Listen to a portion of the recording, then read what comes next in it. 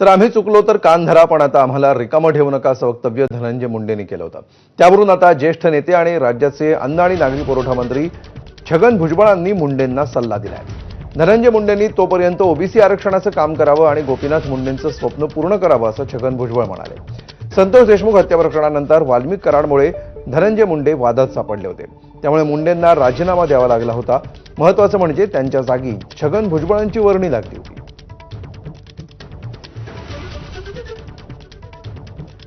हा सत्कार बघून पुन्हा एकदा तटकरे साहेबांचं मी मनपूर्वक अभिनंदन करतो आणि कायम आम्हाला मार्गदर्शन करत राहावं. चुकलो तर कान धरावा, नाही चुकलो तर चालतं. पण आता रिकामं ठेवू नका. जबाबदारी कसं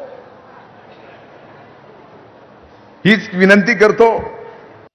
त्यांनी कसं म्हटलेलं असेल तर ते पक्ष जो आहे तो विचार करेल. आणि तोपर्यंत आपलं मी मात्र एवढं सांगेन की एक काम जरूर आहे आपल्याकडे. बाकीचं ते काही अजितदादा बघतील, पण स्वर्गीय गोपीनाथराव मुंडे यांनी आपल्यासाठी जे काम सोडून गेलेले आहे,